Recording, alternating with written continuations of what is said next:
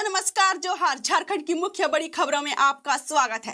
आज की मुख्य बड़ी खबरों में आप देखेंगे मैया सम्मान योजना, ई कल्याण योजना, जेएसएससी से जेल, झारखंड जॉब वैकेंसी और मौसम आदि से जुड़ी महत्वपूर्ण खबरों को। दोस्तों, आज के दौर में सोशल मीडिया में अधिकतर चैनलों पर गलत न्यूज देखने को मिलता है, इसलिए हमारा उद्देश्य है कि 100% सही और ताजा खबरें आप तक पहुँचे।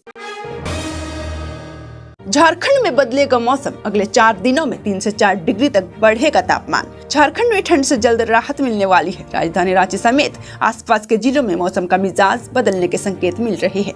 मौसम विज्ञान केंद्र रांची के अनुसार अगले 4 दिनों में तापमान में 3 से 4 डिग्री सेल्सियस तक बढ़ोतरी हो सकती है। मौसम विभाग ने बताया कि अगले 24 घंटों में न्यूनतम तापमान में कोई बड़ा बदलाव नहीं होगा, लेकिन इसके बाद 2 से 5 फरवरी के बीच पारा धीरे धीरे चढ़ेगा। इससे ठंड का असर कम होगा और लोगों को राहत मिलेगी। अगले 24 घंटे के दौरान राज्य के कुछ इलाकों में हल्का कोहरा और आंशिक बादल छा सकते हैं। हालांकि मौसम शुष्क बना रहेगा। मौसम में हो रहे उतार चढ़ाव को देखते हुए लोगों को सेहत को लेकर सतर्क रहने की सलाह दी गई है। मौसम वैज्ञानिक अभिषेक आनंद ने बताया कि फिलहाल तापमान में उतार चढ़ाव जारी रहेगा। बीते 24 घंटे में राज्य का मौसम शुष्क रहा और कई जगहों पर हल्का से मध्यम कोहरा देखा गया। राज्य में सबसे अधिकतम तापमान 28.9 डिग्री सेल्सियस सरायकेला में दर्ज किया गया, जबकि सबसे कम न्यूनतम तापमान 7.4 डिग्री सेल्सियस कांके में रिकॉर्ड हुआ। रांची में अधिकतम तापमान 25.5 डिग्री और न्यूनतम तापमान 10.6 डिग्री सेल्सियस रहा। रांची में अगले कुछ दिनों का अनुमानित तापमान है। 2 फरवरी को अधिकतम तापमान 28 डिग्री सेल्सियस, न्यूनतम तापमान 13 डिग्री सेल्सियस। 3 फरवरी को अधिकतम तापमान 27 डिग्री सेल्सियस, जबकि न्यूनतम तापमान 14 डिग्री सेल्सियस। 4 फरवरी को अधिकतम तापमान 27 डिग्री सेल्सियस, जबकि न्यूनतम तापमान 13 डिग्री सेल्सियस। मौसम विभाग के अनुसार तापमान बढ़ने से राजधानी रांची समेत पूरे राज्य में ठंड का असर कम होगा और लोगों को कुछ दिनों तक राहत महसूस होगी।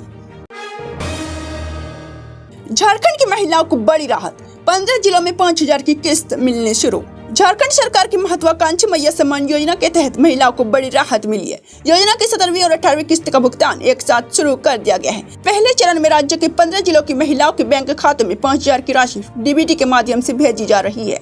सरकारी सूत्रों के अनुसार जिन महिलाओं को 16वीं किस्त क्रिसमस से पहले मिल चुकी थी, अब उन्हें दिसंबर और जनवरी की राशि एक साथ भेजी जा रही है। इस कदम से करीब 52 लाख महिलाओं को सीधा लाभ मिलेगा। पहले चरण में जिन 15 जिलों में भुगतान शुरू हुआ है उनमें है रांची, लोहरदगा, पलामू, लातेहार, पूर्वी सिंहभूम, पश्चिमी सिंहभूम, हजारीबाग, रामगढ़, चतरा, बोकारो, धनबाद, दुमका, देवघर, पाकुड़ और गोड्डा शामिल है। इन जिलों के लाभार्थियों का आवेदन और बैंक का विवरण पहले से ही सत्यापित हो चुके हैं। शेष जिलों में भी जल्द भुगतान शुरू होने की बात कही गई। मैया सम्मान योजना के तहत महिलाओं को हर महीने 2500 की आर्थिक सहायता दी जाती। इस बार 2 किस्तें एक साथ जारी होने से महिलाओं को घरेलू खर्च, बच्चों की पढ़ाई, स्वास्थ्य जरूरतों में मदद मिल रही है। डीबीटी प्रणाली के जरिए सीधे खाते में राशि भेजे जाने से पारदर्शिता बनी हुई है। हालांकि मैया सम्मान योजना की पात्रता प्राप्त करने के लिए कुछ शर्तें हैं। महिला झारखंड के स्थायी निवासी होनी चाहिए, आयु 18 से 50 वर्ष के बीच होनी चाहिए, परिवार की आय तय सीमा से अधिक नहीं होनी चाहिए और परिवार का कोई भी सदस्य सरकारी नौकरी या आयकर दाता नहीं होना चाहिए। बैंक खाता, आधार लिंक और डीबीटी सक्रिय होना चाहिए। लाभार्थी महिला योजना की आधिकारिक वेबसाइट पर जाकर आवेदन संख्या या आधार नंबर से लॉगिन कर भुगतान की स्थिति देख सकती है। खाते में पैसा आने से बैंक की ओर से SMS भी भेजी जा रही है। SMS नहीं मिलने की स्थिति में पासबुक अपडेट कराकर या नजदीकी CSC सेंटर से जानकारी ली जा सकती है। केंद्रीय बजट में झारखंड को बड़ी सौगात, रांची में बनेगा मानसिक रोगियों के लिए नया संस्थान। केंद्रीय बजट 2026 से 27 में झारखंड को बड़ी सौगात मिली है। वित्त मंत्री निर्मला सीतारमण ने देश में निमहांस 2 की स्थापना की घोषणा की है। इसके लिए झारखंड की राजधानी रांची और असम के तेजपुर को चुना गया है। इस फैसले से पूर्वी और उत्तर पूर्वी भारत में मानसिक स्वास्थ्य सेवाओं को मजबूती मिलेगी। सरकार का कहना है कि देश में मानसिक रोगियों की संख्या लगातार बढ़ रही है। ऐसे में बड़े और आधुनिक संस्थानों की जरूरत है। रांची पहले से ही मानसिक स्वास्थ्य के क्षेत्र में मजबूत पहचान रखता है, इसलिए यानी निमहांस 2 का बनना झारखंड के लिए बड़ी उपलब्धि मानी जा रही है। रांची में पहले से ही 2 बड़े मानसिक स्वास्थ्य संस्थान मौजूद है। कांके में स्थित central institute of psychiatry CIP और Ranchi institute of neuro psychiatry and allied sciences RINPAS देश भर में प्रसिद्ध है। CIP की स्थापना वर्ष 1918 में हुई थी और ये एशिया के प्रमुख मनोरोग अस्पतालों में शामिल है। यहाँ 600 से अधिक बेड है और मरीजों को खुले और मानवीय माहौल में इलाज दिया जाता है। वहीं RINPAS मानसिक रोगियों के इलाज, पुनर्वास और प्रशिक्षण में अहम भूमिका निभा रहा है। रांची का CIP खासकर गरीब और मध्य वर्गीय मरीजों के लिए जाना जाता है।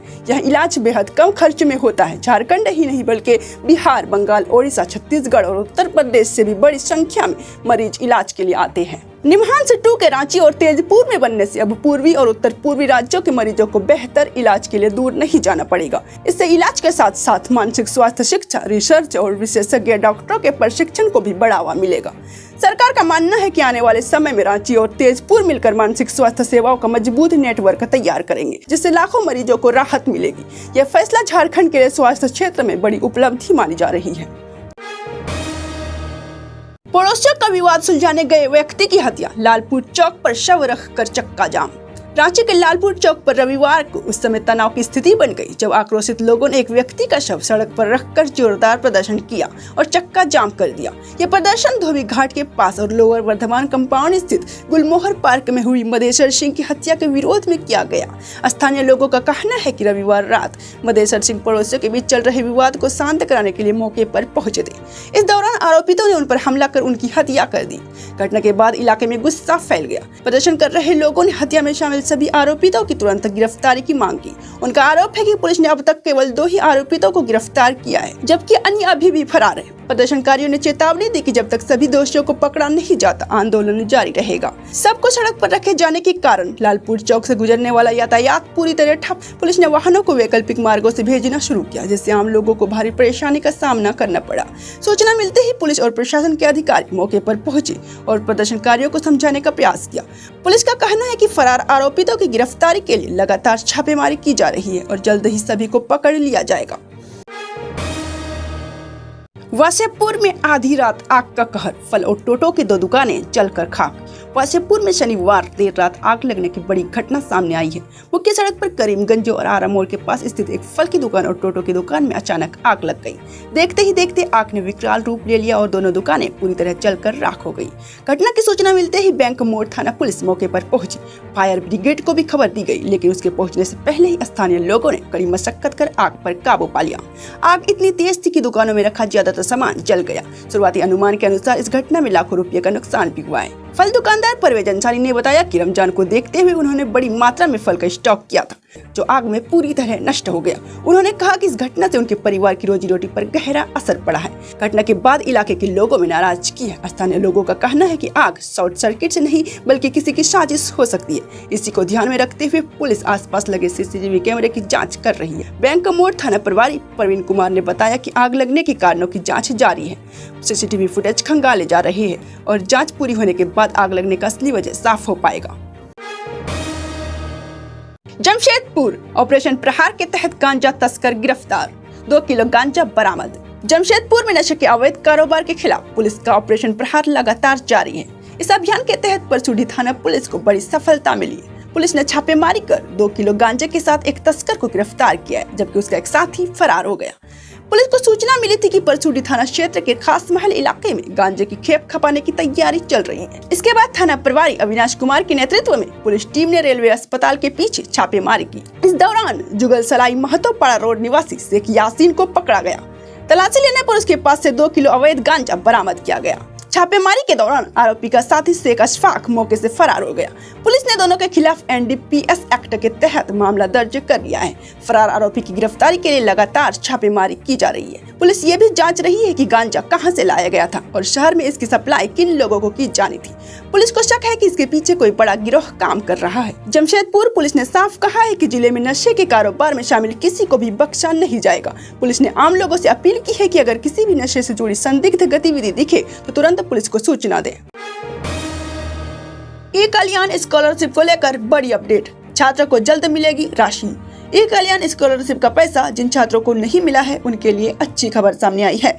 लंबे समय से फंड की कमी के कारण स्कॉलरशिप का भुगतान रुका हुआ था, लेकिन अब कई जिलों में फंड दोबारा जारी कर दिया गया है। ऐसे में छात्रों के खातों में जल्द पैसा आने की उम्मीद है।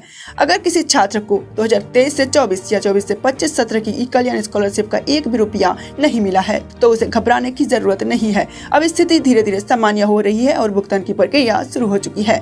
बोकारो जिले में SC, ST और OBC वर्गों के लिए फंड जारी किया गया है। ST वर्ग के लिए सबसे ज्यादा फंड आया। इनमें कुछ राशि छात्रों को दी जा चुकी है, जबकि अभी भी 10 करोड़ रुपए से ज्यादा रकम शेष है, जिसे बाकी छात्रों को भी भुगतान किया जाएगा। ओबीसी वर्ग के छात्रों को भी स्कॉलरशिप की राशि मिलनी शुरू हो गई है और कुछ पैसा अभी बाकी है। इससे साफ है कि बोकारो जिले के जिन छात्रों को अभी तक स्कॉलरशिप नहीं मिले है उन्हें भी जल्द पैसा मिलने वाला है, भले ही इनमें कुछ समय लगे। बोकारो के अलावा कोडरमा, रांची, लातेहार, गुमला, गिरिडीह, साहिबगंज और देवघर जिलों में भी फंड उपलब्ध हो चुका है। इन जिलों के छात्रों के खाते में 1-2 दिन या कुछ दिनों में स्कॉलरशिप की राशि भेजी जा सकती है। छात्रों को सलाह दी जाती है कि वो ई-कल्याण पोर्टल पर जाकर अपना स्टेटस नियमित रूप से चेक करते रहे, क्योंकि स्टेटस से ही पता चलता है कि भुगतान किस चरण में है और पैसा कब तक आएगा। सरकार और संबंधित विभागों की ओर से संकेत मिले हैं कि जिन जिलों में फंड उपलब्ध है वहां पहले भुगतान किया जाएगा और इसके बाद बाकी जिलों में भी पैसा भेजा जाएगा। झारखंड में जनवरी 2026 तक सक्रिय नौकरी के अवसर, निजी और सरकारी क्षेत्रों में बम्पर भर्तियां। झारखंड में जनवरी 2026 तक निजी क्षेत्र और सरकारी विभागों में कई अहम पदों पर भर्तियां जारी है। Engineering, health, sales, hotel management और शिक्षा क्षेत्र में युवाओं के लिए रोजगार के अच्छे अवसर सामने आए हैं। Tata Cummins private limited company ने डिप्लोमा इंजीनियर ट्रेनी के 105 पदों पर भर्ती निकाली है। इनमें मैकेनिकल, इलेक्ट्रॉनिकल, ऑटोमोबाइल और इलेक्ट्रिक एंड इलेक्ट्रॉनिक्स ट्रेड शामिल है। एचडीबी फाइनेंशियल सर्विसेज धनबाद में सेल्स ऑफिसर पदों पर तत्काल भर्ती की जा रही है। 27 से 31 जनवरी तक वॉक इन इंटरव्यू आयोजित किए जाएंगे। Capitol Hill Ranchi hotel manager और कॉमी 1 पदों पर नियुक्ति के लिए आवेदन आमंत्रित किए गए हैं। झारखंड लोक सेवा, जेपीएससी और जेएसएससी, झारखंड लोक सेवा आयोग और कर्मचारी चयन आयोग द्वारा प्रोजेक्ट मैनेजर 2025 के 30 पद, शिक्षक भर्ती और आबकारी सिपाही जैसी भर्तियों से संबंधित अपडेट जारी किए जा रहे हैं। उम्मीदवारों को नियमित रूप से आधिकारिक नोटिस देखने को सलाह दी गई है। झार नियोजन पोर्टल, झारखंड सरकार राज्य के स्थानीय उम्मीदवारों के लिए रोजगार मेले, संविदा एवं निजी नौकरियों के लिए जानकारी के लिए झार नियोजन पोर्टल पर पंजीकरण अनिवार्य बताया गया है। जनवरी 2026 तक झारखंड में नौकरी की तलाश कर रहे युवाओं के लिए यह समय बेहद महत्वपूर्ण है। सरकार और निजी दोनों क्षेत्रों में अवसर उपलब्ध है। उम्मीदवारों को सलाह दी जाती है कि वो समय पर आवेदन करें और आधिकारिक पोर्टल से जानकारी प्राप्त करते रहे। तो ये थी आज के झारखंड की मुख्य बड़ी खबरें। इसी तरह की और बड़ी खबरों को जानने के लिए चैनल को सब्सक्राइब कर दीजिए और वीडियो अच्छा लगा हो तो लाइक कर दीजिएगा।